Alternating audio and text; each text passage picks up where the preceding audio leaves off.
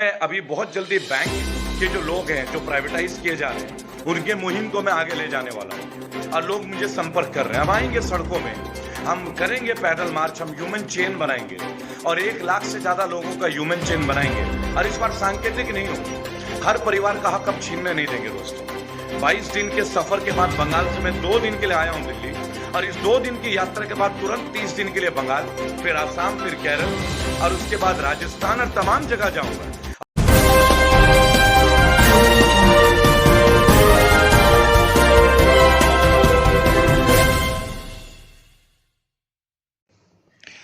जय हिंद, जय भारत दोस्तों। वक्त आ गया है कि अपने देश को बचाने के लिए सब मेहनत करना शुरू कर दें, अन्यथा हाथ से बहुत कुछ चला जाएगा। बैंकों का हड़ताल आपने देखा था अभी कुछ दिन पहले, 1 हफ्ता पहले बैंक वालों की जो हड़ताल थी, और आपको ये समझना होगा कि वो स्ट्राइक क्यों कर रहे थे।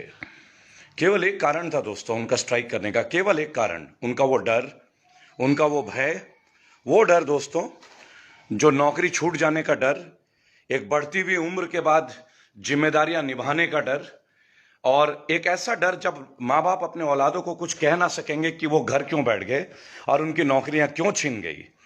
जी हाँ दोस्तों, प्लीज सेव इंडिया। आइए एक बार भारत को बचाने के लिए मेहनत कर लें दोस्तों। 18 लाख से ज्यादा लोग जो बैंक में काम कर रहे हैं वो अब हाशिए में आने वाले हैं। हाशिए में डिमोनेटाइजेशन के बाद, नोटबंदी के बाद सबसे ज्यादा अगर भारत में किसी चीज का असर हुआ है तो वो बैंकिंग सेक्टर में हुआ है दोस्तों। ज्यादातर बैंकों का विलय हो गया और विलय होने के बाद, जैसे मैं इंडियन बैंक में अपना अकाउंट रन करता हूं, आज 6 महीने हो गए अपने अकाउंट को हम लोग प्रॉपरली ऑपरेट नहीं कर पा रहे हैं। क्यों नहीं कर पा रहे हैं? क्योंकि सॉफ्टवेयर अपडेटेड नहीं है। और दोस्तों सोचिए, जब बैंकों का विलय होगा, Allahabad bank, Indian bank, PNB bank, Punjab national bank, उन लोगों के कर्मचारियों को क्या असुविधा होगी। और धीरे धीरे स्टेप शुरू किए जा चुके हैं कि उन लोगों को जो है वॉलंटरी रिटायरमेंट दे दें, वीआरएस दे दें। दोस्तों जिन लोगों ने 15 साल 20 साल दिया है करियर में, उनको आप उनकी नौकरी से हटा दोगे, वो नए किस जगह में सेटल होंगे, कहां जाएंगे वो, उनको कौन सी नौकरी आप दे दोगे? सोचने का विषय है दोस्तों। और हम उसके बावजूद भी अंधविश्वासी की तरह एक हम शेर पाल रहे हैं, जय श्री राम के नारे लगा रहे हैं। क्या वक्त नहीं आ गया जब हम अपने आप को झांक के देखें, पूछें एक बार कि क्या शेर पालना जरूरी है? क्या मानव का जन्म इसलिए हुआ है कि हम शेर पालें? क्या मानव का जन्म इसलिए हुआ है केवल कि हम मंदिर, मस्जिद और गिरजाघर बनाएं? या मानव का जन्म इसलिए हुआ है कि हम संपूर्ण मानव जाति के लिए कुछ अच्छा करें, जिसमें मानव जाति ऊपर उठे, जिसमें भारत की जनता ऊपर उठे? आज 18 लाख से ज्यादा बैंक कर्मचारी टेंशन में है, रातों की नींद उड़ गई है क्योंकि उनकी नौकरी जाने वाली है, उनकी नौकरी छीनने वाली है। वो डर गए हैं। एलआईसी वाले रोड पे आ गए हैं कि अब उनकी नौकरी चली जाएगी तो कौन सा काम करेंगे। जरा सोचिए, जो 45 साल के ऊपर हो, 50 साल के ऊपर हो, उन्हें कौन सी कंपनी नए सिरे से जॉब देगी? सोच के देखिए। आज देश का युवा आके जंतर मंतर पे स्ट्राइक कर रहा, अपने हाथ तुड़वा रहा है अपनी वर्दी के लिए। एसएससी जीडी वाले, आप सोचिएगा, आज देश का युवा वैकेंसीज का वेट कर रहा है, ओवरेज हो जा रहा है, इन पे कोई चर्चा नहीं हो रही है। इन पे कोई चर्चा, इन पे केवल एक ही चर्चा है, मीडिया का दिखा देना। रजत शर्मा, रूबिका लियाकत, अंजना ओम कश्यप, इन लोगों का केवल एक ही चीज रह गया है, मोदी गुणगान, मोदी गुणगान, मोदी गुणगान। अरे गुणगान करने के लिए अलग से मीडिया में फुटेज दिखाने की क्या जरूरत है? काम ऐसा कीजिए ना कि अपने आप गुणगान हो जाए। जी हाँ दोस्तों, 2 दिन के मीन्स ब्रेक के लिए मैं आया हूं बंगाल से दिल्ली, और 2 दिन पश्चात मैं फिर बंगाल चले जाऊंगा 1 महीने के लिए। और मुझे जान के बहुत अच्छा लगा कि एबीपी न्यूज जो कि बहुत ज्यादा मोदी जी के चर्चे, गुणगान दिखाते हैं, उन्होंने भी यह माना कि ममता सरकार बहुमत से आ रही है, बहुमत से। आप पूरे बंगाल में चले जाइए, आपको मोदी जी के अलग अलग पोस्टर दिखेंगे, ऐसे ऐसे पोस्टर मानो कोई फिल्म का ट्रेलर हो रहा हो। एक में मोदी जी उंगली ऐसे करके उठा के हैं आकाश की तरफ, मतलब वो क्या दिखाने का प्रयास कर रहे कि बंगाल को ऊपर ले जाएंगे, राइट। एक में उंगली इधर दिखाई जा रही है, मतलब ये भी नहीं समझ में आ रहा है। किसी में उनके बाल दाढ़ी बहुत बड़े बड़े दिखाए जा रहे हैं। मुझे उनके बाल दाढ़ी से कोई शिकायत नहीं है, क्योंकि मेरे भी हैं, उनके भी हैं, ठीक है। लेकिन एक बात तो है, उस बाल और दाढ़ी के पीछे का एक लॉजिक है।